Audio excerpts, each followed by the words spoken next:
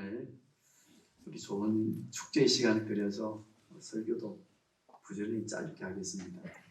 주목해 주시고 말씀 받는다 부담감 갖지 마시고 이 지금은 목사가 축제의 순서를 맡았다 생각하시고 우리 제목 한번 보겠습니다. 부활의 신앙입니다. 부활의 신앙이란 도대체 무엇일까? 우리가 잠깐 생각해 보려고 합니다. 부활의 첫 열매가 되셨다. 이렇게 우리가 말씀 받아 고백할 때 순서를 생각할 수 있습니다. 예수님이 첫 번째 부활하시고 그 다음에는 우리가 부활할 거야. 그렇게 생각하면은 굉장히 부담이 될 수 있는데 우리가 예수님의 부활의 첫 열매라고 하는 의미가 뭔가 하면요. 그 절기 가운데 초실절 아시죠? 그죠? 초실절에는 어떻게 했어요?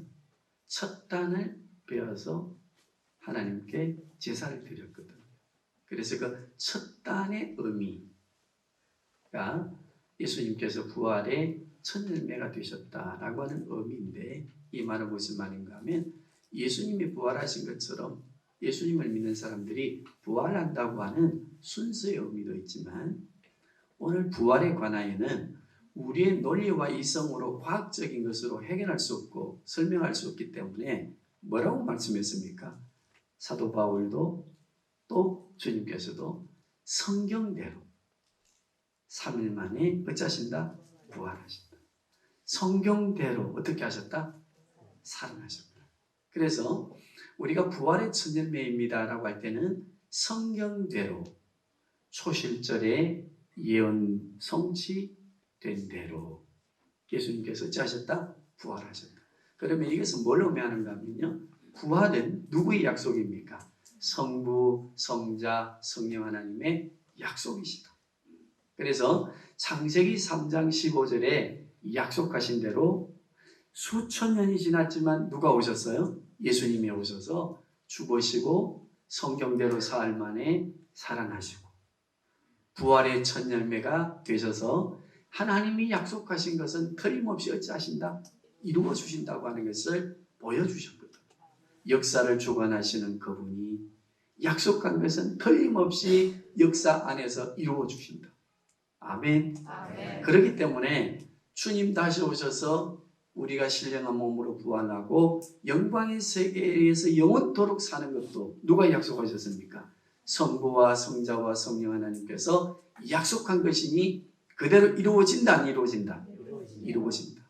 이 약속을 믿었던 부활의 신앙을 가진 하나님의 사람들이 2000년 교회 역사를 지켜올 때에 얼마나 많은 박해가 있었고 죽음의 위기가 있었지만은 죽어가면서 순교자의 길을 가면서 복음을 우리에게 전하여 주어서 오늘 우리가 이 부활의 신앙으로 축제하며 하나님께 영광 돌리는 이 감사의 시간, 감격이 넘치는 시간을 가지고 있는 줄로 믿습니다. 그렇다면 부활이라고 하는 의미를 생각할 때에 우리는 두 가지 의미를 꼭 기억해야 되는데 첫째는 뭔가 하면요. 현재적 부활입니다. 부활의 신앙에 있어서 첫 번째는 무엇이라고요? 현재의 부활. 이 의미가 뭔가? 두 번째는요. 미래적 부활입니다. 미래적 부활이 무엇을 말하는가? 언제 일어나는가? 그 다음에 세 번째 우리가 생각해 볼 게 뭔가 하면 현재 부활과 미래의 부활 사이에 우리는 지금 어찌하고 있습니까? 살아가고 있지, 그죠? 그러면 현재 부활의 신앙을 가지고 미래의 부활을 바라보면서 살아가는 우리 성도들, 우리 창원성김의 교회와 우리의 자녀들은 어떻게 이 세상을 미래의 부활을 바라보면서 현재 부활의 생명을 가진 성도들로서 이 땅을 살아가야 되는가? 교회를 세우고 삶의 어려운 문제들을 이겨내고 그리스도를 증언하는 삶을 살아야 되는가 하는 것을 생각해 보려고 합니다. 자, 첫째, 현재 부활의 의미입니다. 우리 하나님의 말씀을 찾아보시면서 오늘은 같이 합독해 보도록 하시는데 첫 번째가 뭔가 하면은요. 요한복음입니다. 요한복음 3장 4절에서 8절 니고데모와의 대화 속에서 현재 부활의 의미가 뭔지를 말씀을 통해서 성경대로 한번 살펴보시길 바랍니다. 시작.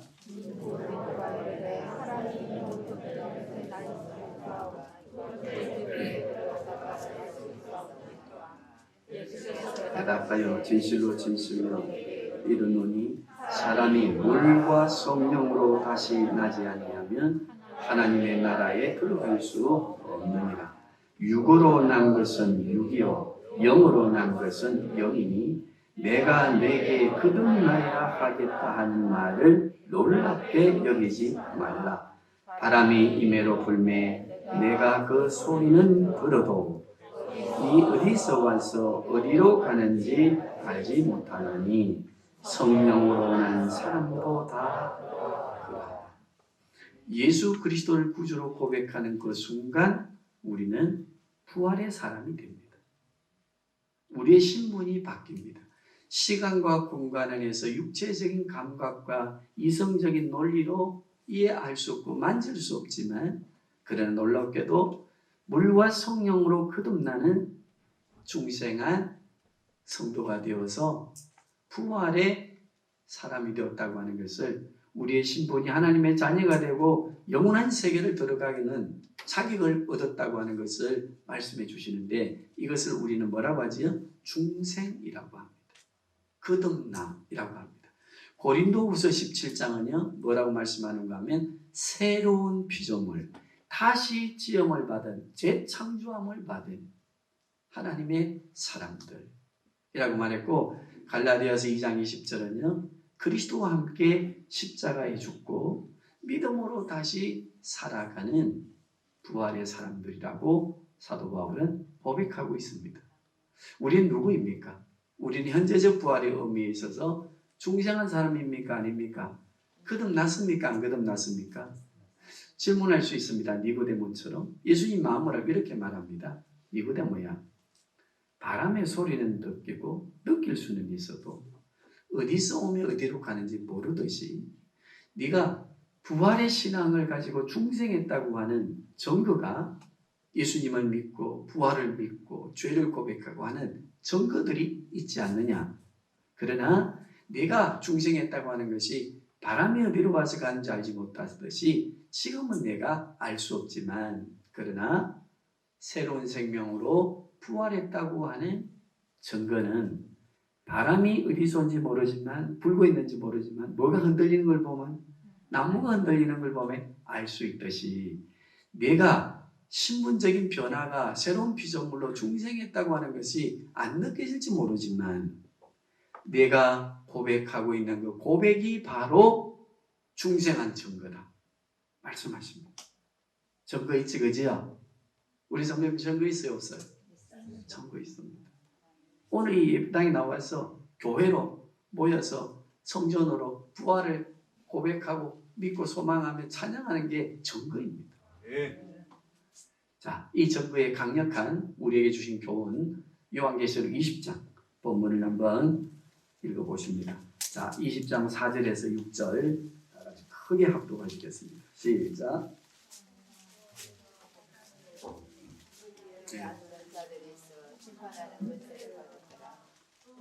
자막 안 나오나요?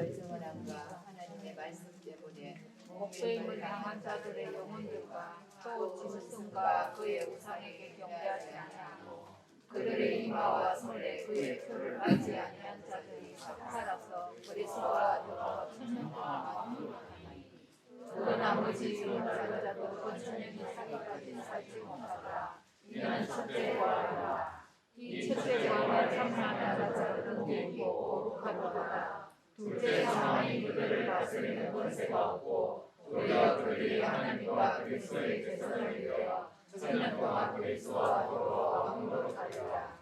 자, 그게 보니까 무엇이 나와요? 첫째 부활이 나오지, 그지요? 첫째 부활이 뭔가 하면 중생한 사람들이 첫째 부활인데 첫째 부활에 참여한 자는 둘째 사망, 마지막 백보자 심판 앞에서 심판받을 때에 책에 기록되어져 있는 이름이 되어서 지옥 가는 사망이 그들을 어찌하지 못한다? 이기지 못한다. 그래서 이 본문의 말씀은 중생한 첫째 부활에 참여한 자는 마지막 심판과 함께 둘째 몸의 부활로, 신령한 몸의 부활로 천국에 들어가는 것이 보장된다 라고 하는 것을 말씀해 주십니다. 자, 그러면 우리가 중생했습니다. 첫째 부활에 참여했습니다. 그러면 둘째 부활 그리고 마지막 심판에 대하여 두려워할 필요가 있습니까? 없습니까? 필요 없습니다. 왜냐하면 우리는 첫째 부활에 참여한 성도로서 둘째 부활의 날, 몸의 신령한 몸의 부활이 있는 그 백보자 심판 앞에서 우리는 당당하게 사망의 권세를 이기고, 사도 바울이 외친 대로 사망아 너 쏘는 것이 어디 있느냐, 사망아 너는 나를 이길 수 없다. 나는 예수 그리스도와 함께 무슨 몸이 되었으니까 첫째 부활에 참여한 몸이 되었고 왕같은 제사장이 되었고 하나님의 사람이 되었으니 둘째 사망아 너는 나를 이기지 못한다. 아멘. 이 선포하지, 그지요? 자, 그러면 현재의 부활에 대하여는 우리가 이해하셨습니다. 이해하셨죠? 그러면 미래의 부활에 대하여는 아침을 안 드셨는가 봐. 예, 하는 소리 작은 거고. 그거는 내가 다음에 초대교회 그 부활절날 세례 받는 걸 어떻게 받았는가를 말씀드릴 테니까, 부활절날 세례를 받으면요, 밖에서 세례 받으면 너 잡아간다 하는 군병들이 지키고 있는데도 불구하고 나는 하나님을 믿습니다. 그리스도를 믿습니다. 성령 하나님을 믿습니다. 크게 외치고 침례를 받고 잡혀 들어가는 형장에 또 순교자의 길을 가는 초대교회 성도님들을 생각하면 부활 믿습니까? 하는데 막 계산할 게 뭐 있습니까? 아멘 하셔야지. 아멘. 아멘. 미래의 부활입니다. 우리 고린도전서 15장 50절에서 58절까지 같이 합독하겠습니다.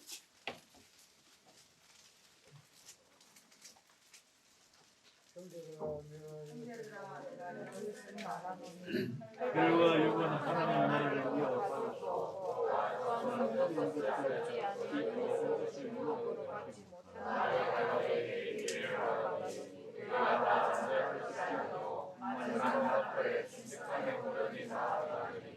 나팔 소리가 나매 순교자들이 속지 아니할 것으로 말씀하라고 우리도 변화되리라. 이 썩을 것이 반드시 썩지 아니할 것을 입겠고 이 죽은 것이 죽지 아니함을 입으리로다. 이 썩을 것이 썩지 아니함을 입고 이 죽은 것이 죽지 아니함을 입으되 사망을 섬기고 이기라고 기록된 말씀이 이루어지리라. 사망아 너의 승리가 어디 있느냐? 사망아 네가 썩은 것이 어디 있느냐? 사망이 쏘는 것은 죄요 죄의 권능은 율법이라. 우리 주 예수 그리스도로 말미암아 우리에게 승리를 주시는 하나님께 감사하노니 그러므로 내 사랑하는 형제들아 변치자며 흔들리지 말고 항상 주의 일에 더욱 힘쓰는 자들을 되라. 이는 그리스도가 저에서 아멘. 이 말씀이 무슨 말인가 하면요, 미래의 부활, 첫째 부활에 참여한 사람들이 둘째 부활, 미래의 부활에 어떻게 우리가 부활의 몸을 입느냐. 거기 보니까 예수 그리스도께서 재림하시는 그날 살아있는 사람도 혼련히 변화하여 부활의 신령한 몸을 입고, 죽은 사람들도 하나님 나라에 영혼은 가 있고 육체는 땅에 묻어 죽어 있는 자들도 혼련히 무엇을 입어요? 육체의 신령한 몸을 입고 백보자 앞에 심판을 받고 영원한 천국에서의 삶을 산다. 그러면 이 둘째 부활은 혼련히 변화하고 신령한 몸의 부활을 입는 날은 언제입니까? 예수 그리스도께서 다시 오시는 날. 우리가 첫 번째 부활에 참여하는 것은 부활하신 예수 그리스도를 어찌하는 날? 구주로 고백하는 날. 그러면 예수 그리스도를 구주로 고백하고 첫째 부활 중생함을 받은 사람은, 첫째 부활에 참여한 자들은 재림으로 오실 예수 그리스도와 함께 신령한 몸의 부활로 둘째 부활에 참여하는 것이 부족하다, 부족하지 않다? 부족하지 않습니다. 네. 첫째 부활에 참여한 자들은 둘째 부활 예수님이 오시는 그날 육신의 부활로 홀연히 변화되는 은혜를 벌써 얻었기 때문에 염려할 필요가 없습니다. 이 믿음을 가지고 우리가 살아가야 되는데, 그러면 부활의 현재적인 의미, 부활을 가졌고 미래의 부활을 소망으로 바라보면서 믿고 확신하는 우리는 입으로만 그러면 그렇게 해야 되느냐? 아닙니다. 그 부활의 신앙에 무엇이 있어야 되는가 하면 삶이 있어야 되는데, 오늘 로마서 3장 13절 한 절도 보태면요 14절 보면은 부활의 신앙을 가지고 살아가는 사람들의 그 부활의 증거, 삶에 대하여 말씀하고 있습니다. 사도 바울은요 항상 말씀을 기록할 때 이론의 부분이 있으면 항상 실천의 부분이 있거든요. 그런데 크게 로마서는 1장에서 11장까지가 이론이라고 한다면 12장에서 15장까지가 실천편이로, 그리고 16장은 함께 교회를 세운 동역자들에 대하여 감사하는 사도 바울의 마음으로 정리되어져 있습니다. 그런데 12장에서 15장의 실천편을 보시면 두 부분으로 또 나눕니다. 어떻게 나누는가 하면 부활의 신앙을 가진 사람들이 교회로 모여서 살아가는 교회 공동체에게 주시는 말씀과, 그리고 교회 공동체가 세상 밖으로 나아가서 세상에서 살아가는 삶의 모습에 대한 것을 같이 말씀해 주시는데, 오늘 3절에서 13절은 부활의 신앙을 가진 교회 공동체가 교회로 모여서 어떤 신앙으로 부활의 신앙으로 살아가야 되는가를 말씀해 주십니다. 오늘 쭉 이게 보시면은 정리를 이해할 수 있는 단어들이 있기 때문에 나누고 크게 세 가지를 제가 부활의 신앙을 가진 우리 교회 안에 우리가 성도로서 어떤 신앙을 가져야 되는가, 증거를 가져야 되는가, 미래에 오실 예수 그리스도와 함께 그 둘째 신령한 몸의 부활과 더불어 영광의 세계를 바라보는 우리 믿음의 삶이 어떠해야 되는가를 한번 살펴보도록 하겠습니다. 자, 우리 3절에서 쭉 한번 다시 빠르게 합독해 보시겠습니다. 시작. 내게 주신 은혜로 말미암아 너희 각 사람에게 말하노니 마땅히 생각할 그 이상의 생각을 품지 말고 오직 하나님께서 각 사람에게 나누어 주신 믿음의 분량대로 지혜롭게 생각하라. 요건 이 생각하라는요 앞절 상버절에 나온 생각과 같습니다. 그러니까 어찌 뭘 생각하라는 것인가 하면은 너무 거창하게 분량을 말하는 것이 아니고, 너무 열심히 하다 보면은 누구의 생각으로 넘어갈 수 있어요? 자기 생각으로 할 수 있다. 이게 중요한. 예수 그리스도의 부활의 신앙을 가지고 교회를 세워가는 성도들아, 너 그 생각으로 하지 말아라. 기질로 하지 말아라. 성격으로 하지 말아라. 기질과 성격으로 하지 말아라. 타고난 그걸로. 뭘로 하라? 믿음으로 하라. 지혜롭게 성경의 말씀을 보면서 새로운 부활의 신앙의 성품을 가지고 중생한 그리스도인의 성령의 열매를 맺는 그 품성을 가지고 하나님의 형상을 회복한 부활 신앙을 가진 성도들로 항상 생각하며 절제하며 인내하며 온유하며 충성하며 말씀을 중요하게 생각하며 믿음의 분량대로 교회를 세워가거라. 아멘. 자, 부활의 신앙을 가진 우리가 교회를 세워갈 때 세상 사람들은 우리 안을 들여다봅니다. 예수 사셨다고 난리인데 코로나 저거 막 이렇게까지 지금 겁나는 공동체인데 저들이 부활의 신앙이 도대체 뭐지? 하고 들여다볼 때 따라합시다. 기질과 성격대로 모여서 믿는 공동체가 아니라 부활의 생명으로 성령의 인격으로 하나님의 형상으로 지혜롭게 생각하며 교회를 세워가는 공동체. 자, 저기 들어갔더니 우리 신랑 완전 못된 성격이 바뀌어 나오대. 점검. 야, 저 사람 예수 믿기 전에는 저 갑지마오였거든. 근데 예수 믿더니 변했어. 증거입니다. 이 증거가 있는 공동체가 되어야 된다.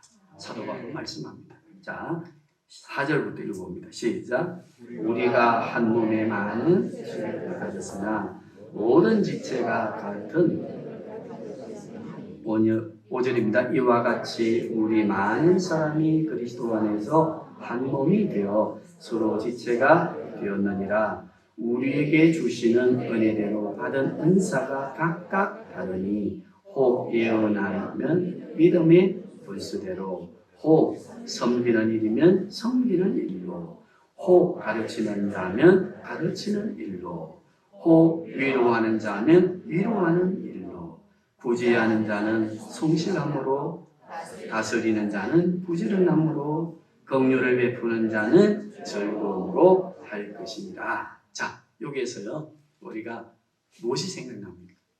마태복음 5장에 예수님의 산상복음이 생각나지, 그지요?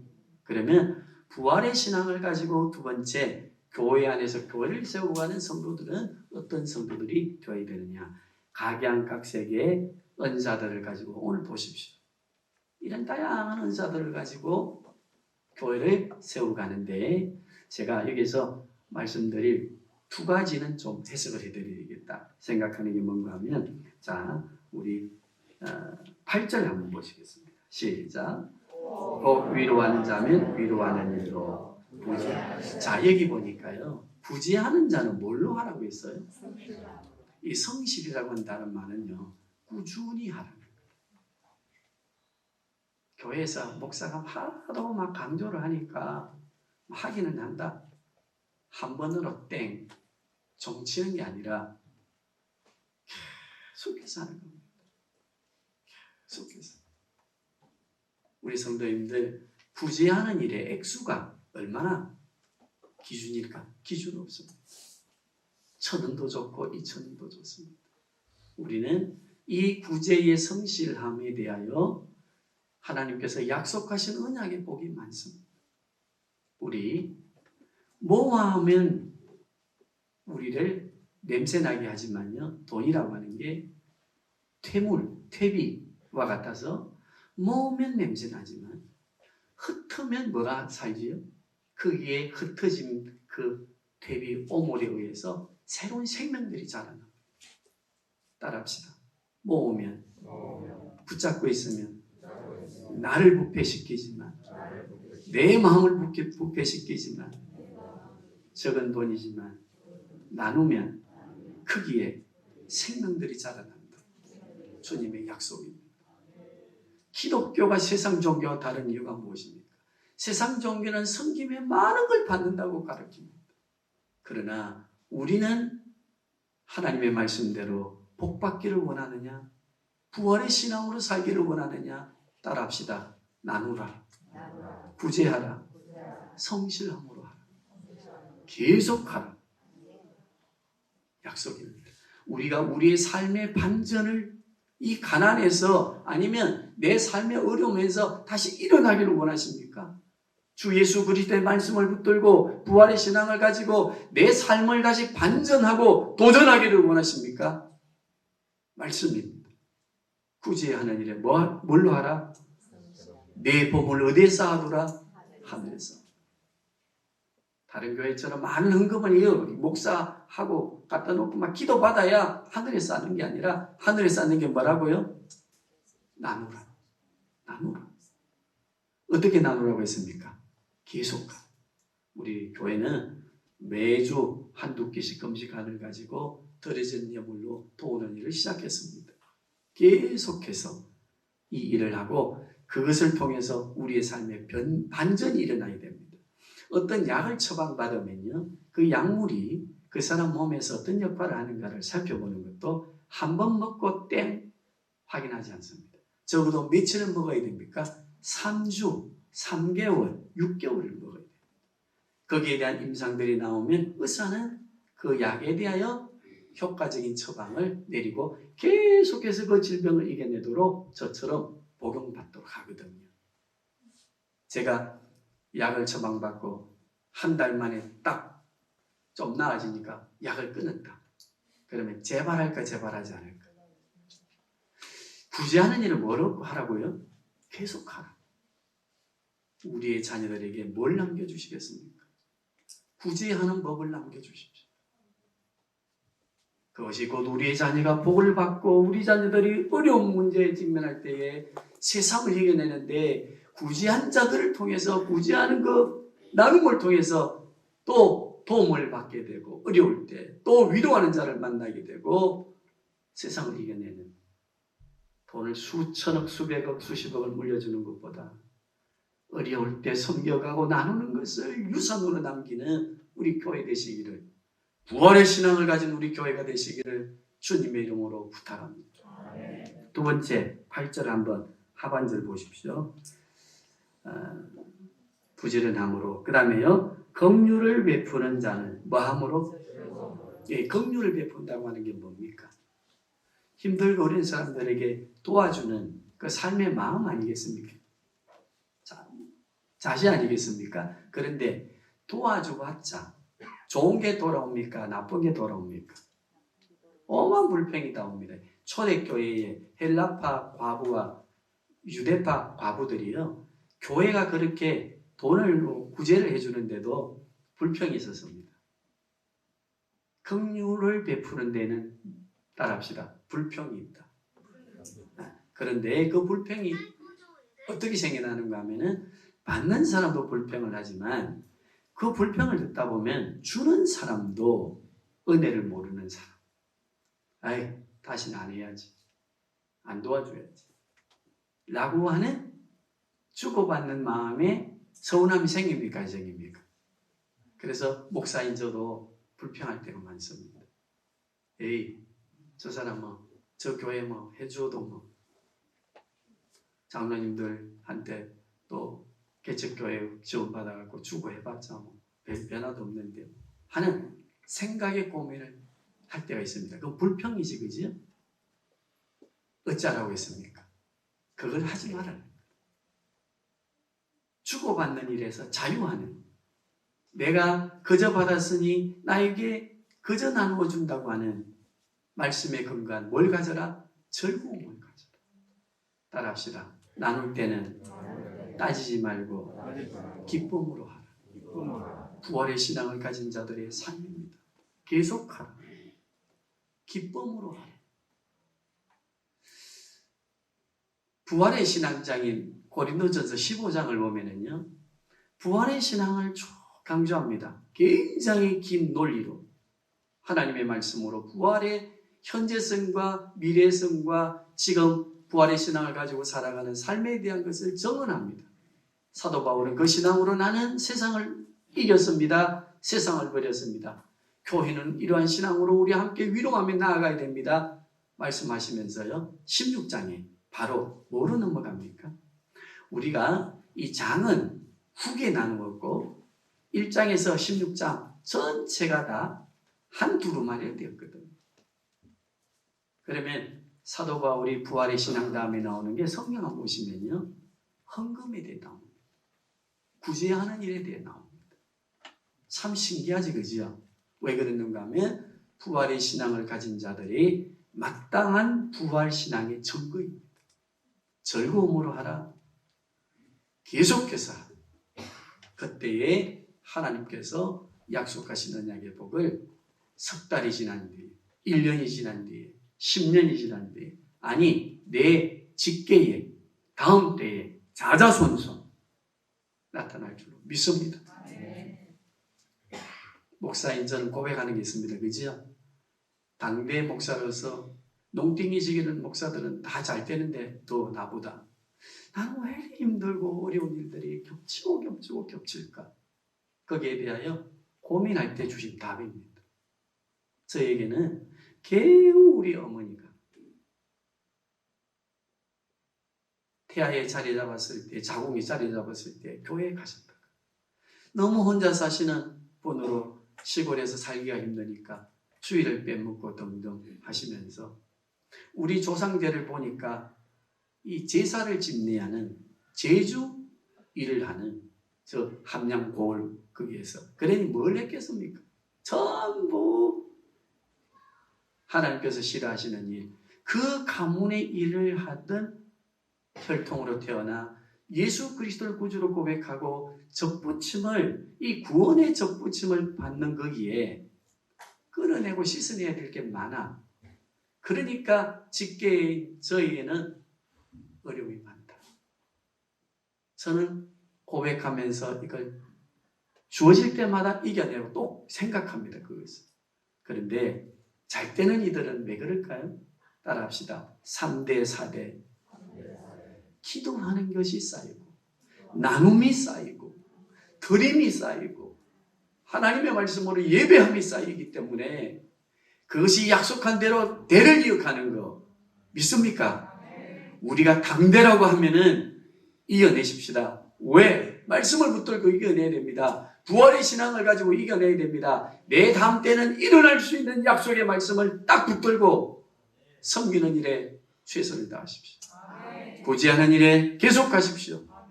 그리고 즐거움을 할 수 있기를 주님의 이름으로 부탁합니다. 자, 내려가서 쭉 보십시다.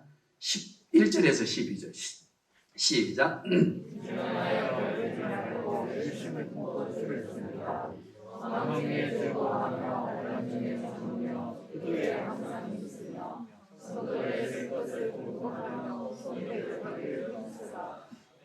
환난이 오면 주를 계속해서 섬기는 게 안 됩니다. 11조 정해놨다고요.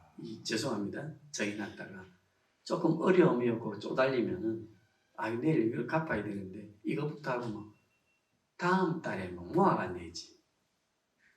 부지런히 계속해서 섬기는 일을 그치게 됩니다. 3절에 뭐라고 말했습니까? 나의 생각대로 믿음의 생각을 이겨내면 그런 어리석음을 범하게 됩니다. 주를 열심히 계속하여 부지런히, 거기에는 무엇이 전제되어 있었습니까? 어떤 어려움과 시련과 환난이 오더라도 계속해서 하라. 아멘. 우리 성도님들께 부탁합니다. 부활의 신앙을 가진 우리, 어떤 시련과 어려움이 오더라도 주를 위해서 사는 일에 대하여 우리의 계수 안에 넣고 바꾸어 가지 마십시다. 주님의 말씀에 근거하며 주님의 말씀을 따라 부활의 신앙을 고백하는 부활의 신앙에 부활의 생명을 가진 성도들로서 계속하십시다.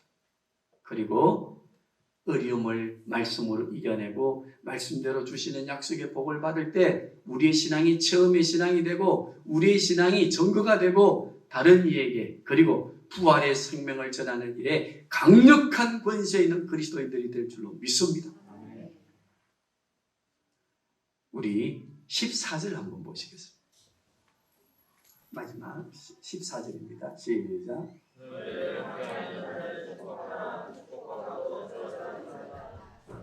자, 이 축복이라고 하는 단어의 어원을 제가 찾아보니까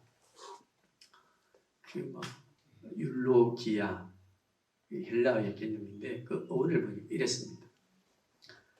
너를 박해하고 저주하는 자, 원수 아닙니까? 그지요? 원수를 향해서 축복한다는 말이 뭔가 하면은 내가 억울하지만 내가 예수 이름으로 그래도 축복한다. 내가 억지로지만 내가 축복한다. 그게 아니에요. 박해하는 자 원수일지라도 저주하지 말고 축복하라. 부활의 신앙을 가진 자는 그 말이 무슨 말인가 봤더니 하나님 앞에 좋은 말을 하라. 누구 앞에? 원수일지라도 누구 앞에 좋은 말을 하라? 그럼 하나님 앞에 좋은 말을 하라는 말이 무슨 말일까요? 하나님은 우리의 뭘 보십니까? 중심 마음을 보십니다. 원수일지라도 우리가 좋은 말을 하는 것을 누가 보고 계시니까? 그러므로 거짓없이 우리의 양심으로, 선한 양심으로 축복하라. 그게 이제 축복입니다. 하나님께 좋은 말을 하는. 하나님, 저 원수 미워요. 시편에 나와 있는 대로 다윗도 저주의 기도를 드렸거든요. 그러나 내 아픔을 이해하신 하나님이시여, 저 박해자들을 용서하여 주시고 저들을 구원해 주시옵소서. 그 간절한 마음의 기도를 누가 듣고 계십니까? 누가 보고 계십니까? 그게 축복이라. 실천하신 분이 예수님이십니다. 십자가에 못 박고 조롱하고 자기의 생명을 앗아가는 자들을 향해 축복하셔서 복을 비셨는데, 하나님이시니까 복을 빌어주셨는데 어떤 복을 빌었습니까? 성부 하나님께 좋은 말로 복을 빌었습니다.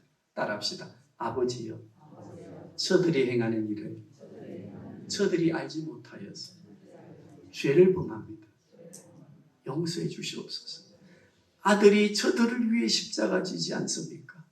저들의 죄를 용서해 주시옵소서. 원수를 향하여 하나님 아버지 앞에 기도하는 복을 비는 그리스도의 모습입니다. 우리는 축복해야 됩니다. 그리스도의 이름으로. 원수를 향해서. 어떻게 해요? 성부 하나님, 성자 하나님, 성령 하나님. 저 사람의 저러한 삶의 상황에서, 저 저주의 사람에서 벗어나 구원받도록 저 영혼을 불쌍히 여겨 주시옵소서. 예수님의 삶을 보고 실천한 분이 있습니다. 스데반. 돌에 맞아 자기를 돌로 쳐서 죽이는 원수들을 향해서 뭐라고 기도했습니까? 그냥 누워서 말로 안 했습니다. 무릎을 꿇었습니다. 무릎을 꿇고 돌에 맞아 죽어가는 그 순간에 무릎을 꿇고 돌로 치는 자들을 위하여 기도했습니다. 어떤 기도를 했습니까? 주님, 저들을 축복합니다. 저들이 하는 일을 알지 못하여 자기들의 열심을 가지고 율법에 매여 알지 못하는 죄를 범하고 있습니다. 저들의 죄를 용서해 주시옵소서. 그때요, 스데반 눈이 열립니다. 하늘의 문이 열렸습니다. 보좌 우편에서 일하고 계시는 주님 일어서서 스데반의 영혼을 향해 두 팔 벌리고 계시는 그 모습을 바라보게 되고 천사의 얼굴로 변하여 축복하며 복을 빌며 하나님의 나라로 입성한 스데반. 그 옆에 살인을, 그 사형을 집행하는 일에 정언자가 되었던 사울, 사도 바울, 어떤 사람이 되었습니까? 원수를 위하여 기도하는, 축복하는 하나님의 사람이 되었음을 성경 신약을 13권 이상 기록한 사도 바울의 말씀을 보면은요, 전부 그러한 축복에 관한 말씀입니다.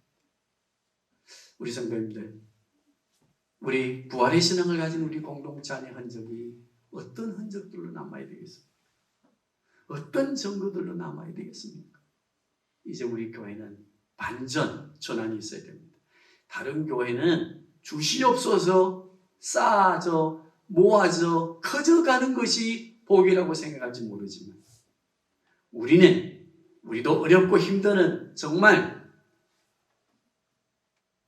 전력 목회를 통해 우리 모아 서로 개미 군단으로 모아 교회를 세워가고 힘에 벅차게 교회를 세워가는 이 일에 여유가 없고 여백이 없지만 그러나 그 속에서도 나누는 그 나눔을 통해서 우리 교회가 놀랍게도 우리와 우리 세대 안에 다음 세대 우리 자녀 셋에 이어져 가면서 복을 받는, 모아서 물려주는 자들보다 더 큰 은혜의 복과 영광의 복을, 하나님이 주시는 언약의 복을 이어가는 우리 교회 될 수 있기를 주님의 이름으로 소망하고 부탁합니다. 아멘. 실천한 두 사람의 예를 들고 마치겠습니다. 지금 새로운 영화가 나왔습니다. 부활이라고 하는 영화인데 이태석 신부의 영화입니다. 10년 전 젊은 의사가 그 힘겹게 공부해서 부모들이 기대를 했습니다. 이제 우리 아들 되면 우리 인생 풀린다. 얼마나 기대했겠습니까? 안 먹고 모시고 새벽잠 설쳐가면서 모아서 학비 떼어가지고 의사를 더 만들어 놓았더니 어느 날 천정별력 같은 이야기를 합니다. 뭐라고 이야기합니까? 아버님, 어머님 죄송합니다. 나는 저 가난한 나라로 가서 의사로 살겠어. 안 미치겠습니까? 저 같으면 진짜 미칩니다. 떠나간 아들이 그곳에 가서 봉사하다가 어떻게 되었습니까? 암에 걸려서 시신으로 돌아왔어요. 그때 이태석 신부가 하신 일이 무엇입니까? 그곳에 나환자들, 아무도 돌보지 않고 가까이 가지 않으려고 했던 그들에게로 가서 돌보면서 그 아이들을 또 교육하고 부활의 신앙을 증언했습니다. 그 10년 전 그때에 그 이태석 신부의 관을 운송하며 울었던 그 아이들 중에 의사가 된 아들이 있습니다. 이태석 신부의 의사를 이어받는 부활입니다. 그들이 일어나 그들도 돈을 벌기 위하여 더 큰 병원 도심으로 나가지 아니하고 그곳에서 가난하고 힘든 자들과 환자들을 돌보는 일에 전념하면서 PD가 가서 영화를 만드는 제작자가 가서 물었습니다. 왜 이 일을 하고 있느냐? 이제 가난이 몸서리지지 않느냐? 가야 되지 않느냐? 돈 벌러. 그때 이태석 신부 우리 아버지의 재생 부활입니다. 우리가 대를 이어서 일을 하고 싶습니다. 우리 성도님들, 우리 교회가 부활의 신앙, 뭐 절기 행사로 끝나서는 안 됩니다. 십자가에 죽어가면서 원수를 향해서 복을 비시고 저들 위해 기도해 주셨던 그 부활의 신앙의 주님의 신앙이 우리의 삶 안에 살아나야 됩니다. 이어져 가야 됩니다. 그리고 세상이 부활의 신앙의 주님을 보려고 할 때 우리의 삶을 보면서 아, 예수가 다시 살아났구나 하는 얘기 증거되어야 안 되겠습니까? 저것들 뭐 예수 믿는다고 하면서 세상에 폐악을 주는 공동체야. 그런 소리보다는 물론 바르게 복음을 증거하면 증거할수록 세상은 우리를 향해 박해합니다. 그러나 제가 말씀드리는 것은 주님의 말씀에 소금의 맛을 잃으면 어떻게 된다 했습니까? 밖에 버려지고 많은 사람이 짓밟을 것이라고 했습니다. 부활의 신앙을 잃어버린 교회, 부활의 신앙을 잃어버린 맛을 잃은 소금과 같은 교회가 되어져 가서는 안 됩니다. 우리 교회는 부활의 2000년 전 예수 그리스도가 재현되어지고 다시 살아나고 우리 교회의 삶을 보면서 많은 이들이 예수 부활을 본다. 예수 살아난 걸 본다. 증언하는 교회가 되어야 될 줄로 믿습니다. 아멘. IMF 때 좀 오래된 버전인데 저는 송영길 교수님의 책을 읽어보니 설교 시간에 자료로 사용한 내용으로 얼마 전에 그걸 듣고 오늘 내가 부활주일 설교에 예화를 써야 되겠다 정했는데요. 내용이 뭔지 한번 들어보십시오. 김영석이라고 하는 사장님, 지금은 부자가 되신 분의 지난 일에 대한 회고입니다. 탈탈 털리고 IMF에 가정도 무너지고 쫓겨난 신세가 되어서 홈리스로 전전하다가 배가 고파서 식당을 찾는데 조금 번지리한 식당은 들어가지 못하고 먹고 토낄 수 있는 빈대떡 장사 아시죠? 그지요? 도망갈 수 있는 그러한 국수집을 하나 찾았습니다. 아니다리가 들어가 보니까 주인 혼자서 서빙도 하고 주문받은 것을 하는 국수집인데 아주머니가 어서 오세요 하고 쳐다보더니 주문하는 국수를 주는데 양도 많아. 그런데 또 국수를 한 그릇 더 시켰습니다. 다 먹고는 이제 먹으면서 궁리를 하는 겁니다. 어떻게 돕길까? 어떻게 도망갈까? 왜? 국수값 지불할 돈이 없습니다. 그 정도로 절박했던 김영석이라고 하는 사장입니다. 둘째 번에 준 국수를 먹고 국물까지 남기지 아니하고 먹는 순간 식당 문을 박차고 출행랑을 놓습니다. 출행랑을 놓는, 그리고 뛰어가는데 저 건널목으로 건너가야 안전하니까 도로 건널목으로 건너가는 그 김영석 씨를 향해서 국수집 아주머니의 목소리가 들려요. 어떤 목소리인가 하면요, 따지는 목소리가 아니었습니다. 야 이놈아, 그래 사기칠 데가 없어서 나 같은 이런 식당에 와서 사기치고 돈도 안 내고 도망가는 거야. 그렇게 말하지 않아요. 따라합시다. 천천히 가. 뛰어가면 다쳐.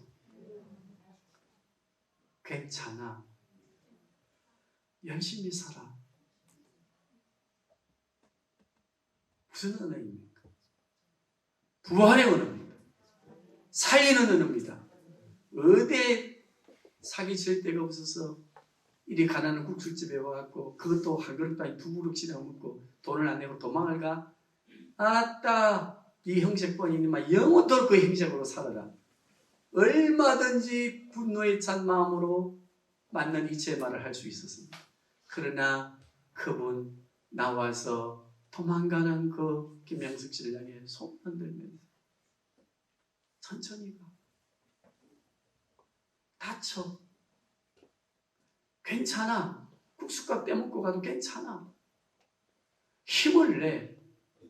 그 소리가 파라과이로 건너가 죽을 고생을 하면서도 돈을 모으고 부자가 된 분에 대한 소개입니다.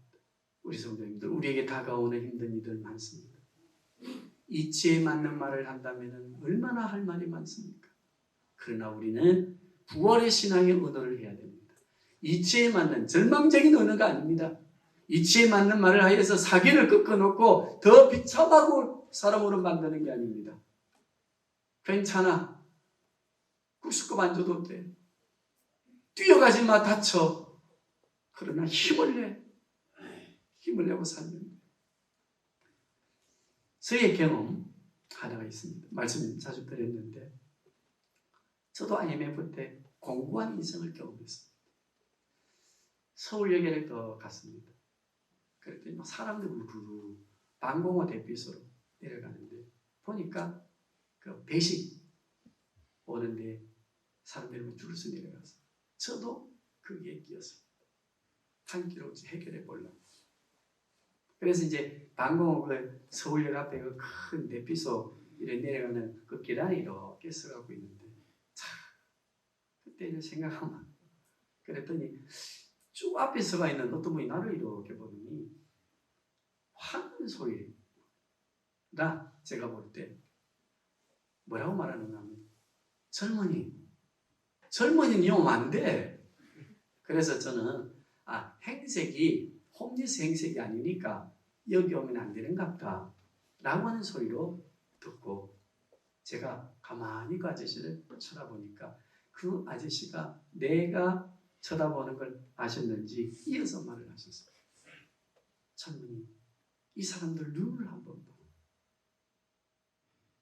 나도 여기 들어올 때 어려워서 여기 들어올 때 며칠만 아니면 몇 끼만 먹고 내가 새로운 삶의 기회가 주어지면 떠나지 했는데 지금 나 여기 3년째야. 이 사람들의 눈을 봐. 그러면 젊은이는 여기 오면 안 돼. 라고 하는 소리에 정신이 벌쩍 들어서 제가 줄을 빠져나와 생각한 게 있습니다. 서울역 앞에 광장에 도나스 포장마차 해갖고 이걸 해서 그 서울역 광장에 보면 많거든요. 홈리스들이. 이분들하고 함께하는 삶을 살아야 되겠다 하는 강력한 마음이 있었는데도 불구하고 그 마음을 어긴 저의 모습이 생각이 납니다. 그래서 지금 이 교회 앞에서 저희의 부족함을 간증하게 되었는데 우리는 어떤 신앙의 삶을 살아야 되겠습니까? 그분이 나를 깨우쳐 주었듯이 국수기 아주머니가 깨우쳐 주었듯이 우리는 부활의 신앙을 가진 자들의 언어를 점검해야 합니다. 생각을 점검해야 됩니다. 성령의 사람으로 살아가는 우리의 삶의 새로운 부활의 증거들이 뭐로 나타나는가 하면요, 성격입니다. 기질입니다. 언어입니다. 우리의 삶의 세계관과 논리입니다. 이걸 다 그리스도의 십자가 밑에 묻고 성령 하나님과 함께 중생한 부활의 새로운 성령의 인품을 가지고 하나님의 성품을 가지고 우리가 이 땅을 살아갈 때 세상을 바꾸는 능력이 됩니다. 어느 하나 우리의 조그마한 나눔, 쌀이 팔 게 없어서 고민하고 있는데 어떤 분이 오셔서, 그날 제가 짜장면집을 500원이 없어서 몇 번 갔다고 했잖아요. 근데 그 이튿날 우연히 그분을 만나서 짬뽕을 한 그릇 얻어먹고, 저 호주머니에 목사님 힘드실 텐데 하면서 여준 게 보니까 10만 원. 그래서 쌀을 팔고 했던 그 작은 것이, 그래서 개척할 때 그분을 초청해서 제일 먼저 이게 특송도 하고 있습니다만, 저 인생의 새로운 용기가 되고 힘이 되고, 그렇지, 내가 교회를 세우는 일에 새롭게 도전해야지. 우리 성도님들, 우리 교회는 이러한 교회가 되기를 소망합니다. 우리 교회에 힘들고 어려운 일이 올 때마다 우리 힘에 버겁고 힘들지라도 사랑의 언어로, 그리고 용기로 힘을 주는 부활의 신앙의 마음으로 힘들고 고통스러운 사람들이 들녘의 꽃을 찾아오듯이 찾아올 때 일어서게 해줘야 됩니다. 희망을 가지게 해야 됩니다. 도전하게 해야 됩니다. 자기 자존감을 찾아주는 교회가 되어야 됩니다. 이게 부활신앙의 교회로 오늘 세상이 요구하는 그리스도의 교회인 줄로 믿습니다. 우리 교회 되시기를 바라고